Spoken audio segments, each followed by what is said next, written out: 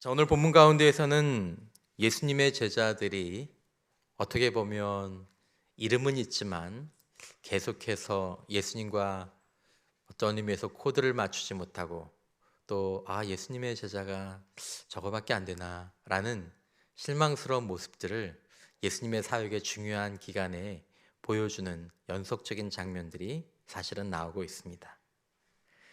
이 사건 이전에 예수님께서는 베드로와 야고보와 요한과 함께 산에 기도하러 가셨다가 그 다음날 내려오셨습니다. 지난밤 그 산 위에서는 어떤 일이 있었습니까? 놀라운 일들이 있었습니다. 베드로와 야고보, 요한, 비록 이제 이 세 제자들은 예수님이 기도하시는 그 동안에 이제 자다가 일어났지만 자고 일어나서 보니까 놀라운 광경을 목격한 것이죠. 구약의 율법과 선지자를 대표하는 모세와 엘리야가 예수님의 세상을 떠나심, 별세, 십자가에 대해서 예고하는 것입니다. 그래서 얘기하는 것입니다. 자, 여러분 어떻게 생각하십니까? 예수님께서 십자가에서 죽으시는 사건은 우연한 사건이 아니라 사실은 구약 성경에서 미리 예고되고 준비된 사건이었습니다. 그러므로 신앙생활하는 성도들이 구약 성경을 쭉 읽으면서 이거 본문에 보니까 십자가가 생각이 나네. 이 제사를 보니까 십자가가 생각이 나네. 이 예언서를 보니까 이 예수님이 바로 생각이 나네. 라고 이렇게 떠올리는 것은 우연이 아니다라는 것입니다. 이사야서만 해도 예수님이 이 땅에 오시기 전에 800년 전에 기록된 말씀입니다. 그때 이스라엘은 잘 알려진 나라가 아니었습니다. 초강대국들 사이에서 촛불처럼 위태한 작은 나라. 어떻게 보면 여호와 하나님은 민족신에 불과할 수도 있는데 하나님은 선지자를 통해서 놀라운 말씀을 예언하십니다. 이사야서 11장 9절에 내 거룩한 산 모든 곳에서 해됨도 없고 상함도 없을 것이니 이는 물이 바다를 덮은 같이 여호와를 아는 지식이 세상에 충만할 것입니다. 아유, 뭐 옆에 나라도 모르는데 무슨 여호와를 아는 지식이 세상에 충만하게 돼. 그날이 임한 줄 믿습니다. 다 여호와를 아는 지식을 갖게 되었습니다. 예수님이 오시기 전에 800년 전에 선지자는 이런 예언을 했습니다. 10절에 보면 그날에 이새의 뿌리에서 한 싹이 나서 만민의 기치로 설 것이요 열방이 그에게로 돌아오리니 그가 거한 곳이 영화로우리라. 이새의 뿌리가 무엇입니까? 이새는 다윗 왕의 아버지입니다. 그러니까 이것은 다윗 왕의 후손이라는 말씀이죠. 이제 교회 생활 하신 분들은 이걸 보면 이거 우리 예수님에 대한 말씀이네 라고 금방 알게 되지 않습니까? 이것은 예수님께서 오시고 예수님께서 십자가에 죽으신 것이 우연이 아니었다라는 것이죠. 구약에 보면 이미 그것들이 예언되어 있고 다시 한번 이 변화산 위에서 율법과 선지자를 대표하는 모세와 엘리야가 예수님에 대해서 그 말을 다시 한번 확인하는 것입니다. 자, 이제 때가 되었습니다. 이제 그분이 그 예언을 이루실 것입니다. 바로 이분이 그분입니다. 라는 어떤 확인과 같은 일들이죠. 그래서 마태복음 1장 1절은 이렇게 시작합니다. 아브라함과 다윗의 자손 예수 그리스도의 계보라. 이렇게 시작하죠. 우리가 고난주간이나 또 부활주를 맞을 때마다 읽게 되는 이사야서 53장 4절의 말씀. 그는 실로 우리의 질고를 지고 우리의 슬픔을 당하였거늘 우리는 생각하기를 그는 징벌을 받아 하나님께 맞으며 고난을 당한다 하였노라. 그가 찔림은 우리의 허물 때문이요 그가 상함은 우리의 죄악 때문이라. 그가 징계를 받음으로 우리는 평화를 누리고 그가 채찍에 맞음으로 우리는 나음을 받았도다. 자, 이 800년 전의 이 말씀은 누구를 향한 무엇에 대한 예언입니까? 예수님을 향한 십자가에 대한 예언입니다. 산 위에서 세 명의 제자들은 하나님의 음성을 들었습니다. 35절에 구름 속에서 소리가 나서 이르되 이는 나의 아들 곧 택함을 받은 자니 너희는 그의 말을 들으라 하고. 여러분 이 산 위의 광경을 생각해 보십시오. 놀랍지 않습니까? 하나님의 계시를 받고 하나님의 음성을 듣는 놀라운 일이 지난 산밤 산 위에서 있었습니다. 천국 같지 않았겠습니까? 성령과 그 은혜가 충만한 곳이지 않습니까? 그리고 이제 그 이튿날 산에서 내려오시는 것입니다. 이와 비슷한 일이 이스라엘 백성들 가운데 있었습니다. 이스라엘 백성들이 광야에 있을 때 모세가 시내산에서 여호수아를 데리고 하나님으로부터 십계명을 받아 가지고 산에서 내려오던 그 장면이 사실 이 본문과 좀 겹칩니다. 어떤 일이 있었을까요? 출애굽기 32장 15절 이하에 모세가 돌이켜 산에서 내려오는데 두 증거판이 그의 손에 있고 그 판 양면 이쪽 저쪽에 글자가 있으니 그 판은 하나님이 만드신 것이요 글자는 하나님이 쓰셔서 판에 새기신 것이더라. 여호수아가 백성들의 요란한 소리를 듣고 모세에게 말하되 진중에서 싸우는 소리가 나나이다. 모세가 이르되 이는 승전가도 아니요 패하여 부르짖는 소리도 아니라 내가 듣기에는 노래하는 소리로다 하고 진에 가까이 이르러 그 송아지와 우상이죠. 송아지와 그 춤추는 것을 보고 크게 노하여 손에서 그 판들을 산 아래로 던져 깨뜨리니라. 모세가 그들이 만든 송아지를 가져다가 불살라 부수어 가루를 만들어 물에 뿌려 이스라엘 자손에게 마시게 하니라. 그 시내산 정상에 그 영광스럽고 하나님의 임재로 충만하고 거룩한 장면과는 달리 지금 산 밑에서 하나님의 백성들이 송아지를 금송아지를 만들어서 그것들이 우리를 구원한 신이라고 섬기고 노래하는 그런 어울리지 않는 장면이 펼쳐지고 있었던 것입니다. 예수님이 이 놀라운 변화의 산을 제자들과 함께 올라가셨다가 내려오셨을 때의 상황도 이와 많이 다르진 않습니다. 조금은 다르지만 실망스러운 상황이죠. 37절 이하에 이튿날 산에서 내려오시니 큰 무리가 맞을새 무리 중에 한 사람이 소리질러 이르되 선생님 청컨대 내 아들을 돌보아 주옵소서. 이는 내 외아들이니이다. 귀신이 그를 잡아 갑자기 부르짖게 하고 경련을 일으켜 거품을 흘리게 하며 몹시 상하게 하고야 겨우 떠나가나이다. 당신의 제자들에게 내쫓아 주기를 구하였으나 그들이 능히 못하더이다. 제자들이 어떤 사람들이었습니까? 멀리도 안 갑니다. 9장 1절에 보면 예수님께서 제자들에게 능력을 주셨습니다. 예수께서 12제자를 불러 모으사 모든 귀신을 제어하며 병을 고치는 능력과 권유를 주시고 그랬는데 지금 이 제자들은 거기서 끙끙대기는 하지만 귀신을 내쫓지 못하는 것입니다. 그리고 이 귀신 들린 외아들을 둔 아버지에게 일종의 간접적인 비난을 받는 거죠. 당신의 제자들에게 내가 부탁을 했는데 못하더라. 제자들이 한때 능력과 권위가 있었습니다. 그런데 그들은 지금 현재 실패한 상태에 있는 것이죠.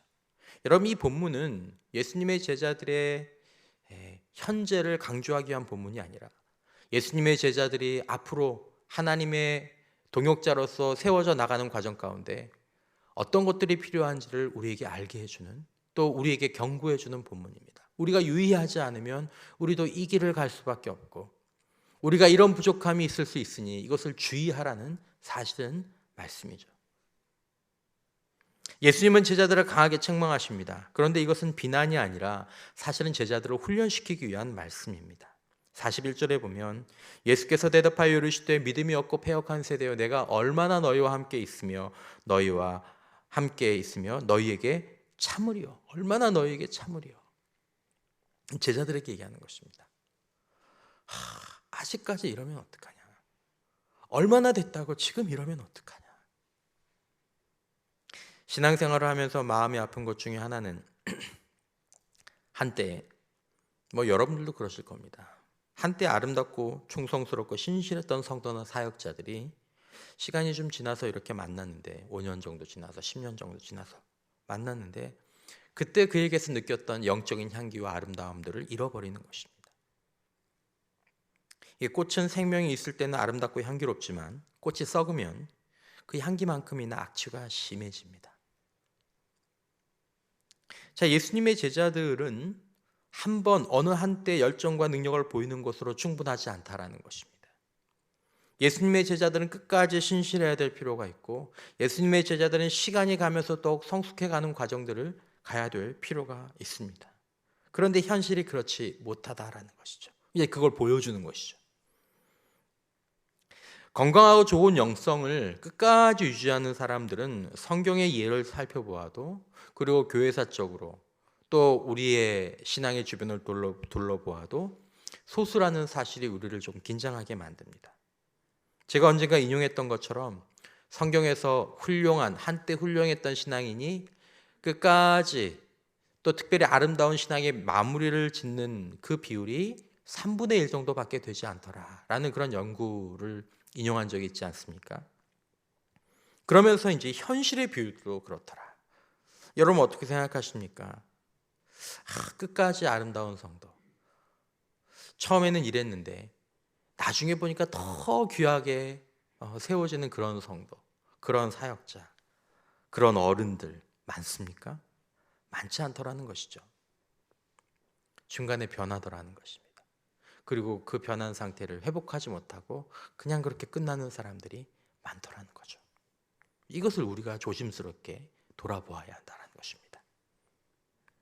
예수님 제자들 역시 그 길을 끝까지 가기 위해서 필요한 것이 무엇인지 사실은 조금은 부끄러운 가운데 배웠습니다. 우리도 이 부분들을 보면서 주의해야 되는 것이죠. 마가복음 9장 28절 이하에 보면 집에 들어가심에 제자들이 조용히 묻자오되 우리는 어찌하여 능히 그 귀신을 쫓아내지 못하였나이까. 크게도 못 물어보고 예수님 사람들 없을 때 있을 때 물어보면 좀 창피하니까 이르시되 기도 외에 다른 것으로는 이런 종류가 나갈 수 없느니라. 너희 기도 안 했잖아. 내가 올라가서 기도하는 동안 너희 밑에서 뭐 하고 있으니?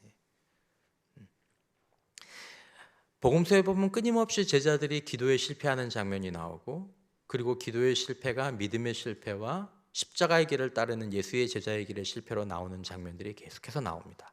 근데 이게 사도행전 가면 바뀝니다. 제자들이 기도에 성공하면서 하나님의 사람으로 그 끝을 마무리하는 장면을 보게 되는 것이죠. 마태복음 17장에도 이 본문이 나옵니다. 좀 다르게 나옵니다. 이때 제자들이 조용히 예수께 나와 이르되 우리는 어찌하여 쫓아내지 못하였나이까. 이르시되 너희 믿음이 작은 까닭이니라. 어디서는 믿음이라고 말씀하시고 어디서는 기도라고 말씀하시네. 어떤 말이 진짜일까요? 여러분 이것은 서로 다른 말이 아닙니다. 다른 말이 아닙니다. 한때 귀하고 아름다웠던 그런 사역자, 그런 성도가 이렇게 나쁘게 변하는 이유, 부족해지는 이유는 1차적으로는 그 사람의 믿음이 작아졌기 때문입니다. 믿음이 변질된 거죠. 믿음이 오염되는 거죠.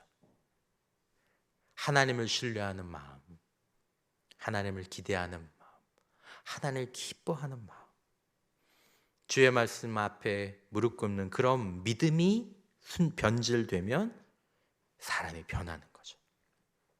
옛날엔 안 그랬는데 훌륭한 청년이어서 신학교를 갔습니다. 여러분 교회에 신학교 가는 청년이 뭐 그냥 아무나 갑니까? 안 그러죠. 우리 교회에서 뭐 이름만 대면 아는 정말 그런 좋은 청년들이 신학교를 갑니다. 그렇게 해서 목사 안수 받고 몇 년 안 지나서 보니까 변해 있는 경우들 자주 봅니다. 그 열정이 어디 갔고 그 사랑이 어디 갔고 그 겸손이 어디 갔고.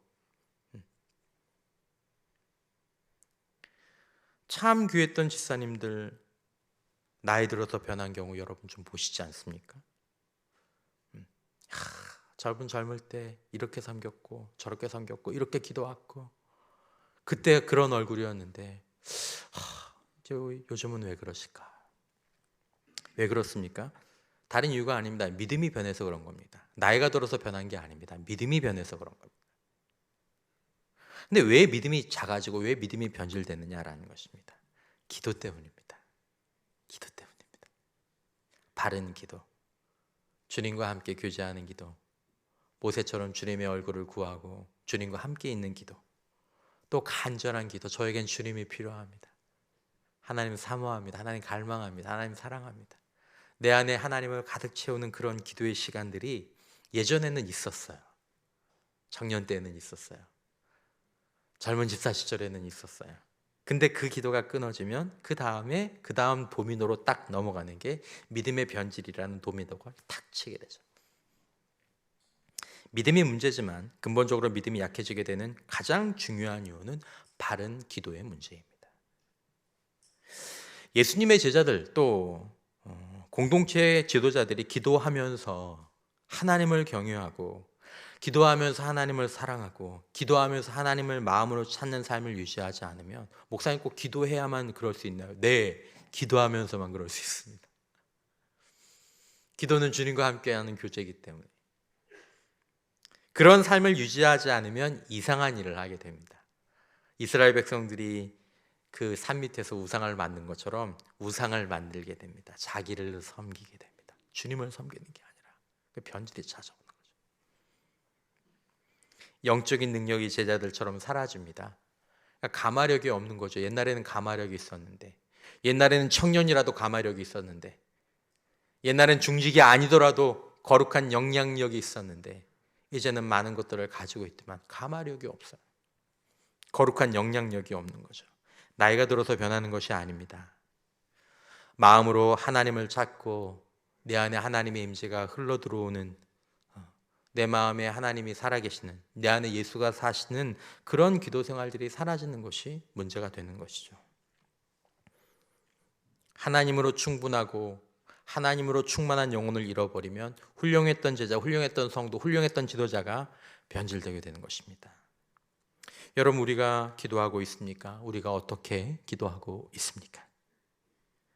우리 안에 하나님 아버지를 바라고 기대하는 마음, 내 안에 거룩한 불. 여러분, 우리 삶 가운데서 기도의 약속들이 주님 앞에서 이전보다 더 아름답게 지켜지고 있습니까? 여러분, 이것이 때로 약해질 수도 있지만 여러분, 이걸 놓치지 않도록 주의해야 되는 것입니다. 이게 변하면 인격이 변합니다. 믿음이 변합니다. 영향력이 변합니다. 능력이 변합니다.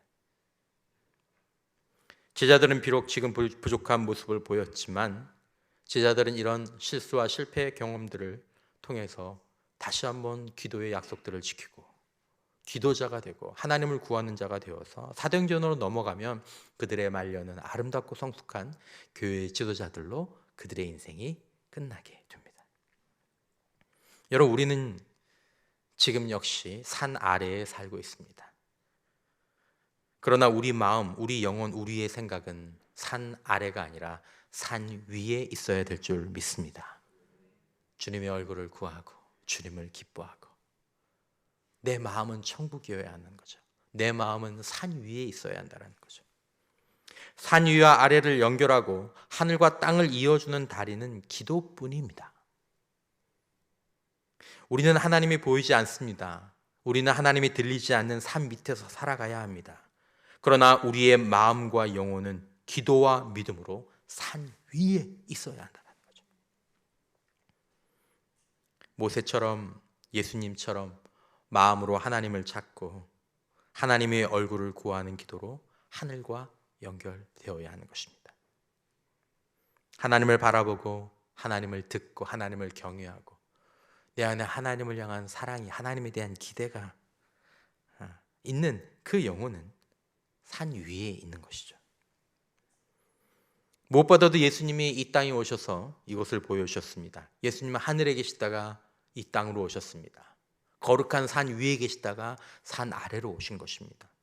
무엇으로 예수님의 일과를 우리가 특정할 수 있습니까? 기도로 하늘의 삶을 사셨습니다. 그냥 기도했다라는 것 자체가 중요한 것이 아니라 하나님 아버지와 기도하는 가운데 비록 내가 하늘에서처럼 우리 주님 아버지와 함께 늘 계시지는 못하였지만 기도하는 가운데 하나님 아버지와 친밀한 교제를 이어가시면서 하늘의 삶을 이 땅에 사셨던 거죠. 산 위의 삶을 산 아래에서도 사셨던 것이죠. 그러면서 제자들에게 뭐라고 말씀하십니까? 시험에 들지 않도록 깨어 기도하라 라는 거죠. 우리가 산 아래에 살지만 우리 마음과 영혼이 하늘과 연결되어 있으려면 우리의 마음으로 하나님을 찾는, 하나님을 구하는 예수님의 기도, 바르고 간절한 기도가 끊이지 않아야 될 줄 믿습니다. 이게 우리의 생명줄입니다. 그렇지 않으면 우리 오늘 본문의 제자들처럼 예수의 제자들인데 거룩하고 선한 영향력을, 능력을 잃어버리게 된다는 것입니다. 우리에게 주신 영적인 가마력은 그냥 한번 들어오면 그냥 그대로 끝까지 있는 것이 아닙니다. 그것들을 잘 관리하지 않으면 능히 하지 못하더이다. 모든 실패와 타락의 원인을 어디서 찾으십니까? 골방과 은밀한 곳에 드려야 될 기도가 실패하고 타락하기 때문에 거기서부터 모든 실패와 타락이 시작된다는 것을 우리 마음속에 다시 한번 다 가지고 있어야 될 필요가 있는 것입니다. 기도와 믿음이 부족한 제자들에게 나타나는 또 한 가지 영적으로 좀 어두워지는 모습 가운데 하나는 영적인 이해력이 떨어지는 것입니다. 진리를 깨닫는 능력이 떨어지는 것이죠. 예수님은 귀신을 쫓아내신 후에 앞으로 예수님께서 겪으실 일들을 제자들에게 소개하십니다. 44절에 보면 이 말을 너희 귀에 담아두라. 인자가 장차 사람들의 손에 넘겨지리라 하시되. 자, 이 말을 하시니까 제자들은 이 예수님의 말씀을 그렇지, 내가 준비해야지, 이를 깨닫지 못하고 거기에 대해서 깨달으려고 관심도 보이지 않습니다. 45절에 보면 그들이 이 말씀을 알지 못하니 이는 그들로 깨닫지 못하게 숨긴 바 되었습니다. 또 그들은 이 말씀을 묻기도 두려워하더라. 제자들이 이 말씀의 내용을 모른다는 뜻이 아닙니다. 아는데 듣는데 깨닫지 못한다라는 거죠. 여러분들과 제가 마음을 다해서 하나님을 찾는 기도의 시간들이 회복되면 우리 안에 하나님을 향하는 갈망들이 또 기대가 우리 안에서 회복이 되면 믿음이 회복되고, 그리고 믿음의 회복과 함께 예배와 찬양에 힘이 생기고, 또 한 가지 뭐가 있냐면 하나님의 말씀을 내가 읽고 듣는 그 시간들이 이 깨달아지는 시간. 여러분, 깨닫는 것이 은혜인 줄 믿습니다. 그렇구나. 그렇구나. 그러네. 이 은혜가 찾아오는 거죠. 깨닫는 거죠. 마음에 와닿는 거죠. 나를 향한 말씀으로 들리는 거죠. 이것들은 모두 영적으로 기도를 통해 사실은 깨어나야 하나님의 말씀을 깨닫고 달게 누릴 수 있는 것입니다. 왜냐하면 이것이 영의 일이기 때문입니다. 고린도전서 2장 14절, 육에 속한 사람은 하나님의 성령의 일들을 받지 아니한다. 이는 그것들이 그에게는 어리석게 보인다. 지루하게 보이고 무서워 보이고, 또 그는 그것들을 알 수도 없나니 그러한 일은 영적으로 분별하게 되기 때문이라.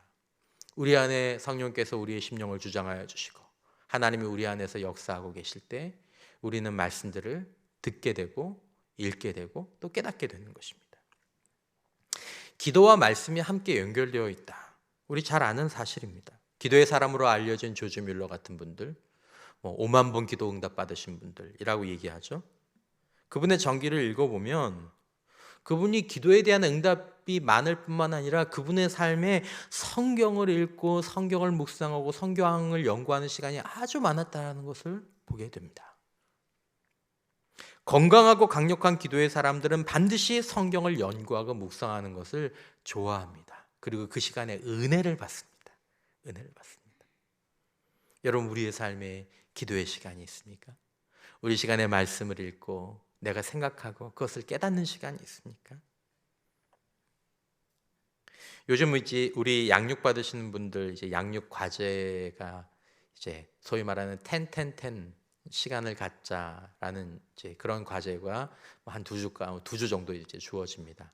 그러니까 하루에 10분 기도하고, 아침에 10분 기도하고, 하루에 10분 말씀 보고, 잠자리에 들기 전에 우리 10분 기도하자. 최소한 이건 우리가 하자. 그렇게 해서 일주일을 살면서 체크도 하면서 좀 우리 안에 있는 영적인 변화를 누려보는 거죠. 이게 처음에 시작할 때는 10분을 못 하겠어. 10분은 애들 말로 껌인 줄 믿으면 10분을 못 하겠어. 근데 이제 해보면 지난주에도 우리 지체들 얘기하시지만 목사님 10분이 이게요 쉽지 않네요.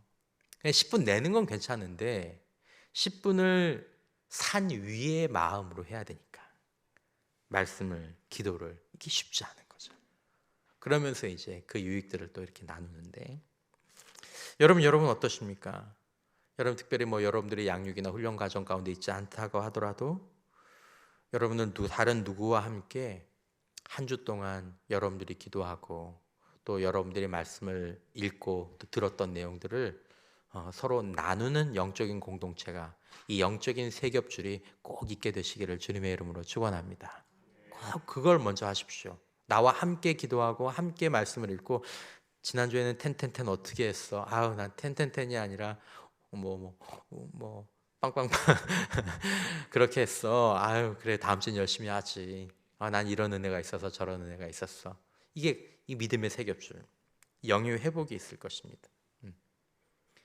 이 우리가 모여서 말씀을 나누고 은혜를 안 나누면 이제 모이면 다른 걸 나누게 되죠. 다른 사람 얘기, 뭐 정치 얘기, 뭐 돈 얘기. 영혼의 유익은 없습니다. 영혼의 유익은 없습니다. 하지만 우리가 기도하며 말씀을 나눌 때 우리 영의 회복이 있게 될 줄 믿습니다. 제자들에게 이제 이 은혜가 이제 필요했던 거죠. 제자들이 이걸 다 회복합니다.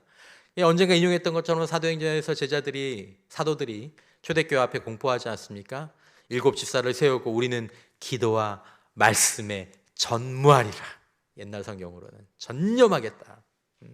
이거 안 놓치겠다. 이거 놓쳐서 내가 얼마나 부끄러움을 당했는데 이거 놓치면 우린 죽는다. 오늘 본문의 제자들이 기도하지 않고 믿음이 적어졌을 때 또 어떤 모습을 보이게 됩니까? 우리가 어떤 모습을 보일 수 있습니까? 46절 이하의 제자 중에서 누가 크냐 하는 변론이 일어나니 예수께서 그 마음에 변론하는 것을 아시고 어린아이 하나를 데려다가 자기 곁에 세우시고 그들에게 이르시되 누구든지 내 이름으로 이런 어린아이를 영접하면 곧 나를 영접하며 또 누구든지 나를 영접하면 곧 나를 보내신 이를 영접함이라. 너희 모든 사람 중에서 가장 작은 그가 큰 자니라. 지금 제자들의 상황이 이런 거예요. 제자들이 기도하지 않고 믿음이 적을 때, 하나님의 사람들이 기도하지 않고 믿음이 적어질 때 보이는 현상 중에 하나가 무엇입니까? 누가 큰지에 대한 집착입니다. 누가 큰지에 대한 집착. 믿음이 적고 은혜가 떨어지면 건강한 자존감이 떨어지게 됩니다. 우리는 우리 자신이 인정받고 또 우리 자신이 가치 있는 사람이라는 것들을 확인해야 우리가 지금 살아갈 수 있거든요. 열등감이 생기죠. 내가 그 사람보다 나은 이유들을 생각하면서 속으로 기뻐하죠. 내가 쟤보다 저게 좋고 저걸 잘하고 우리 집이 저걸 잘하고 쟤네 집 애들보다 우리 집이 이게 낫고 뭐 그런 게 없으면 이제 그 사람이 못한 이유라도 생각을 하는 거죠. 저 사람이 저런 일을 했고 저게 부족하고 저 집에 저게 문제가 됐고 저게 잘못됐고 그런 것들이 나타나게 되는 거예요. 마음의 감사가 마릅니다. 마음의 감사가 없어져요. 하나님을 즐거워하는 마음이 마르면 이런 현상은 어쩔 수가 없습니다. 내가 더 크네, 내가 더 잘했네, 내가 더 낫네, 그렇게 마음속에 기뻐하다가도 나보다 더 좋은, 나보다 더 잘하는, 나보다 더 우울한 것들이 나타나면 금방 열등감에 빠지고, 예수님의 제자라고 하는데 마음에 쉼이 없는 거죠. 마음에 쉼이 없어요. 감사한 일, 기쁜 일이 99가지가 있는데 한 가지 부족하면 그거에 온 마음을 뺏겨서 기쁨과 쉼이 없는 시간들을 보내게 되는 것입니다. 항상 기뻐할 수 있는 능력, 범사에 감사할 수 있는 믿음의 능력 우리에게 주시기를 축원합니다. 항상 기뻐하고 범사에 감사할 수 있는, 어떻게 이 능력이 주어집니까? 우리 찬송가 가사처럼 세상과 나는 간 곳 없고 구속한 주만 보이도다. 주님이면 충분하네. 세상이 어떻든 내가 크든 작든 내 안에 있는 기쁨, 내 안에 있는 감사는 세상이 빼앗아갈 수가 없어요. 이 간증이죠. 하나님을 마음으로 찾는 기도가 충분할 때 우리에게 이 고백들이 우리 안에서 막 나오기 시작합니다. 여러분들도 이 마음 가운데서 살아가셨고 지금도 살아가려고 하는 줄 믿습니다. 그렇죠? 이 마음들 지금 살아가시는 분들도 많으실 거예요. 그런데 마음으로 하나님을 찾고 내 안에 하나님의 채워지지 못하면 이게 반대가 돼요. 반대가 돼요. 구속한 주는 간 곳 없고 세상과 나만 보이도다. 주님이 안 보여. 세상만 보여요. 누가 더 큰지만 보이는 거죠. 그리고 무엇이 일어납니까? 변론, 쉬운 말로 얘기하면 말다툼이죠. 말다툼이 일어납니다. 이 피할 수 없는 거죠. 영적인 현상이 이게 그대로 일어납니다. 오늘날도 그대로 일어납니다. 뭐 사역자건 성도건, 예수의 제자가 마음으로 하나님을 찾지 않고 믿음이 떨어지면 기도는 줄고 말은 많아지게 됩니다. 좋은 말이 많아지느냐? 그렇지 않습니다. 불필요하고 부정적인 말이 많아집니다. 성경에 보십시오. 하나님을 향한 믿음과 신뢰가 떨어지는 곳에 항상 이 말의 범죄가 있습니다. 원망, 불평, 비난, 비판, 다툼. 믿음이 없으면 나쁜 말을 하게 됩니다. 믿음이 없으면 도움이 안 되는 말들을 하기 시작합니다. 이게 굉장히 나오는 이 변질의 증상 중에 하나입니다. 여기까지 나오면 이미 이제 많이 진행이 된 거죠, 벌써. 왜냐하면 이제 말은 인격에서 나오는 거기 때문에 인격까지 지금 현재 오염이 됐다는 상태니까. 제가 한 번씩 수영록교회 얘기를 드리면서 이제 드렸던 말이 있지 않습니까? 이전에 별세하신 전불도 목사님 장례 예배 이렇게 드리는데 이제 원로 목사님 가까이 하셨던 인근 교회에 같이 수학하셨던 목사님이 이제 설교를 하시면서 수영록교회 교인들 이렇게 쭉 앉혀 놓으시고 이런 말씀을 하시는 거죠. 수영록교회 교인들 여러분, 목사님이 하셨던 여러 가지 말들이 있지만 뭐 여러분들 다 알고 있지 않습니까? 입 다물고 기도해라. 다 하는 말씀이죠. 그러니까 그분의 전제 안에 이 교회 교인들은 이 말은 다 알고 있다라는 걸 깔고 있는 거죠. 수영록교회 출석교인 2만 명 정도 되는데 2만 명 여러분 누구에게나 물어보십시오. 우리 교회에서 가장 유명한 말이 뭡니까? 그러면 예외 없이 1번이 입 다물고 기도하라 라는 말일 겁니다. 제가 그날 점심에 지금도 기도해 주시는 권사님과 우연히 이제 같이 좀 식사를 섬겨주셔서 식사할 기회가 있었는데 이제 아버지 같은 원로 목사님이 소천하시고 부르심을 받으셨으니까 이제 회상하시면서 그런 말씀을 하시는 거죠. 그러면서 이제 이런 말씀을 하셨어요. 목사님 정말 생각해 보니까 우리가 원로 목사님 말씀대로 교회에 어떤 문제가 있어도 입 다물고 기도했기 때문에 우리 교회가 지금 여기까지 올 수 있었던 것 같아요. 여러분 좋은 믿음의 사람들, 훌륭한 사역자들 가운데서 말 많고 부정적인 말 많은 사람 보셨습니까? 없습니다. 그런 사람 없습니다. 이게 서로 그렇게 되지가 않습니다. 되지가 않습니다. 그러니까 여러분 말은 영성입니다. 아주 영성의 그 현 주소를 보여주고 있는 것이죠. 여러분 뭐 우리 교회가 어떤 문제가 있어서 드리는 것이 아니라 그런 문제가 있으면 이제 여기서는 얘기 못하죠. 우리가 앞으로 그냥 신앙생활을 하는 가운데 여러분 전화도 많이 하지 말고 전화도 많이 받지 마시기를 뭐 건강을 묻고 어려운 점을 살피는 전화를 하지 말라는 것이 아니라 뭐 누가 이랬다더라 누가 저랬다더라 내가 봤다 내가 들었다 교회에 뭐가 문제다 저게 문제다. 여러분 전화한다고 말한다고 교회가 세워지는 거 보셨습니까? 그렇게 세워지고 그렇게 말하니까 문제가 해결되고 그렇게 회복이 빨라지는 그런 교회 여러분들 보셨습니까? 그런 경험이 혹시 있으십니까? 야 우리가 그때 진짜 서로 성도들이 전화통에 불나고 얘기하고 서로 전화하고 얘기하고 막 그랬기에 망정이지 그때 우리가 서로 그렇게 전화통에 불나게 얘기하지 않았으면 교회가 어쩔 뻔했어. 그런 적 있어요? 없어요. 말하면 말하는 자신에게 유익이 있습니까? 그 말을 듣는 사람에게 유익이 있습니까? 하지만 우리가 어떤 문제를 성도의 문제를 교회의 문제를 알았을 때 그것들을 가지고 입 다물고 하나님 앞에 기도하시면 그것이 교회의 진정한 유익이 되는 줄 믿습니다. 기도하는 본인에게 유익이 되지 않습니까? 목사님 그 상대가 너무 마음이 속상할 것 같아서요. 이런 일이 있어가지고 그분이 너무 마음이 속상할 것 같아서요. 그래도 전화하지 말고 그분을 위해서 그렇게 속상하면 기도해 주십시오. 여러분 경험해 보지 않으셨습니까? 제 경험도 마찬가지입니다. 내가 속상할 것 같아서 나한테 전화해서 너 속상해서 어떡하냐? 이 목사 마음 앞에서 어떡하냐? 말하는 네가 더 속상해. 그냥 전화 안 하면 내가 덜 속상한데 말은 네가 전화해서 더 속상해. 저도 그래 저도 그래. 그럴 일이 사실 별일 없지만 여러분 그냥 우스갯소리로 한국 교회에 전화하는 분들이 전화하지 않고 다 기도하러 나오고 기도하러 나와서 전화하는 시간에 10분의 1만 기도해도 한국 교회에서 하나님이 역사하실 줄 믿습니다. 그렇죠? 그렇지 않을까요?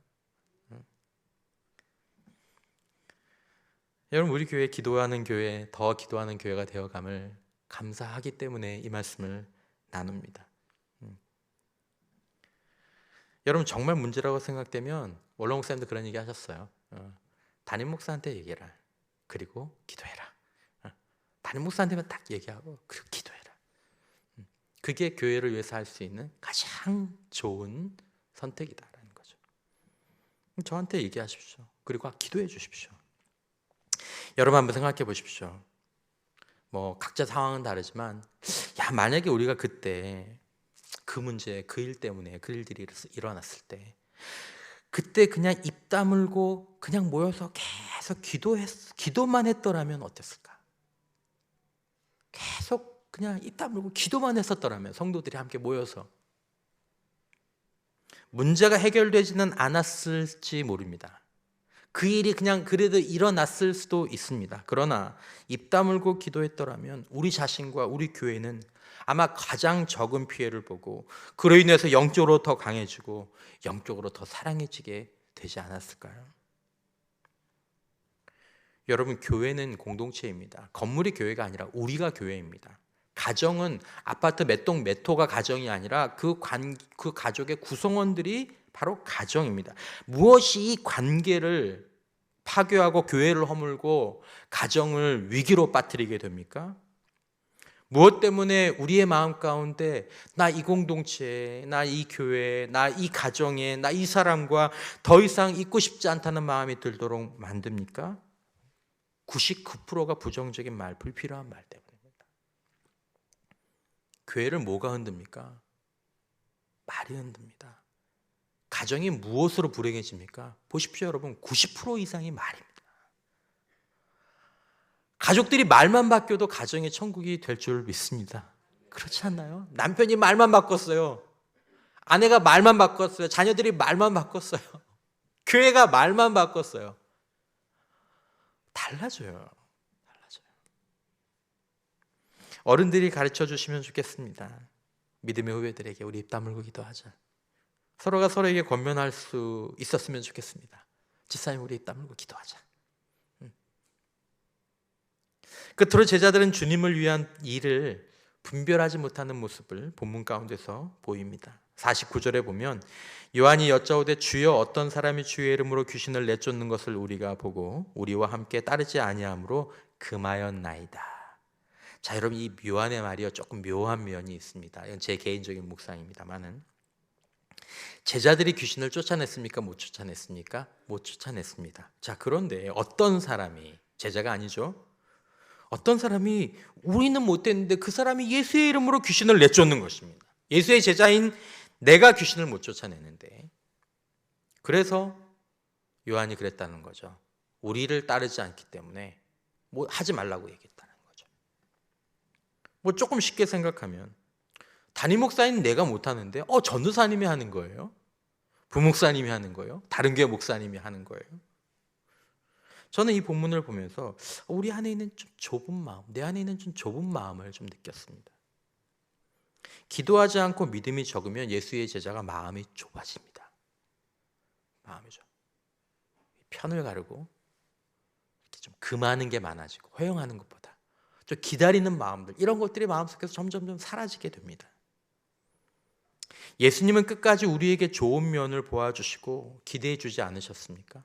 지금 제자들에게 예수님께서 이걸 너네 정말 내 정말 이제까지 참았지만 너 진짜 안 되겠다. 제자들 다 바꿔, 선수 다 바꿔. 그렇게 하지 않으셨죠.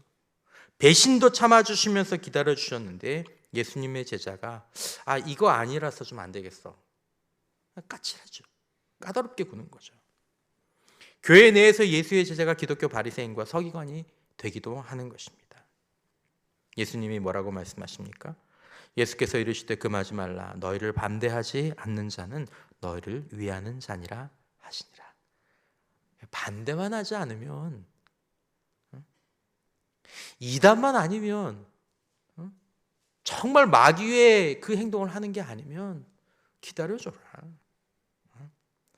아니, 너를 도와주는 거야. 도와주는 거야. 사람들에게는 기회가 필요합니다.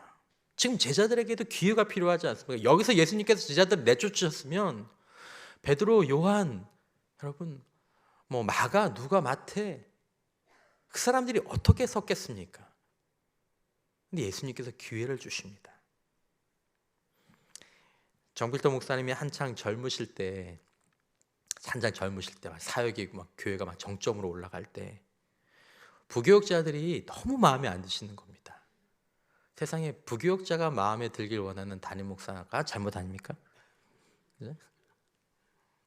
그렇죠. 정 목사님 주님을 위해서, 복음을 위해서 죽기를 각오하고 영혼 구원을 위해 살아가는데 못 쫓아오니까.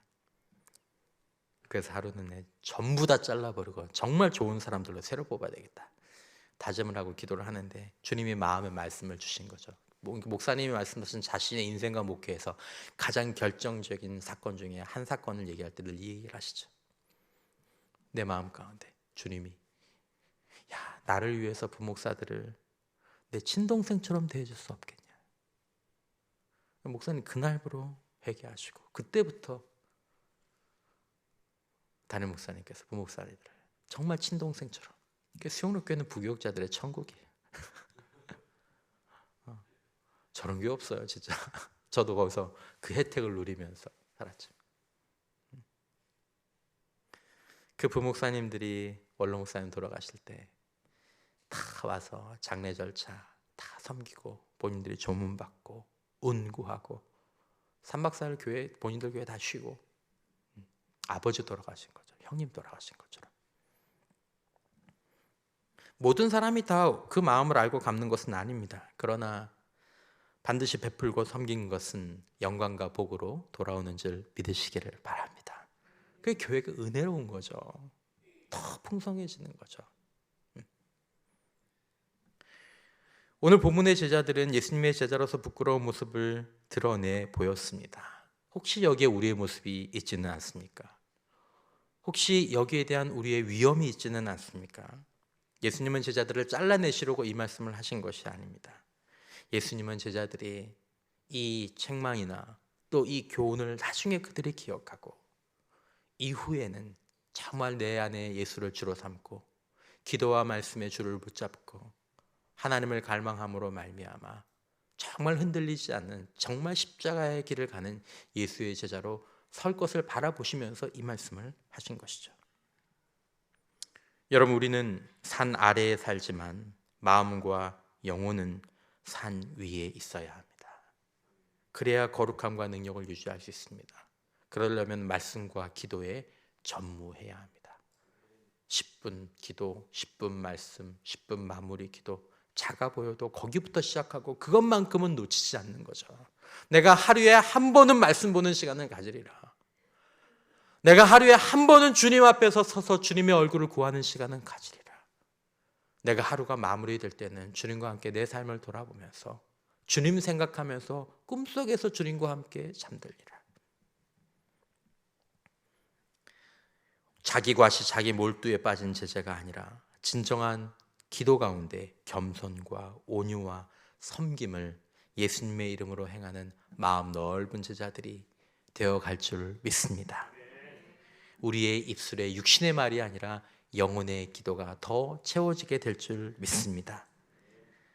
우리를 향해 참으시고 끝까지 사랑하신 우리 주님을 기억하면서 지금은 아직 부족한 모습이 있다고 할지라도 절대로 실망하지 마시고 오히려 이 말씀으로 경계를 받으면서 지금보다도 내년이 더 아름답고 내년보다도 우리의 노후가 더 아름다운 그런 예수님의 제자로, 삶으로, 인격으로, 특별히 예수님과 함께하는 기도를 통해서 우리의 변화들을 이끌어가고 또 그 모습을 드러내는 저와 여러분들이 될 수 있기를 주님의 이름으로 축복합니다.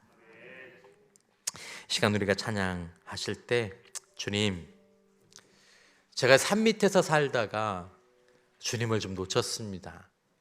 하나님, 제가 산 밑에서 살다가 예전보다 주님을 기뻐하고 즐거워하는 것들을 혹시라도 놓쳤습니다. 이런 고백이 있다면 다시 한번 제가 주님을 갈망하고 주의 말씀을 묵상하고 또 주님의 능력으로 하나님 제가 채워지는 그 힘 끝까지 가지고 예수의 제자로 살아가는 하나님 그런 자들 되기를 원합니다.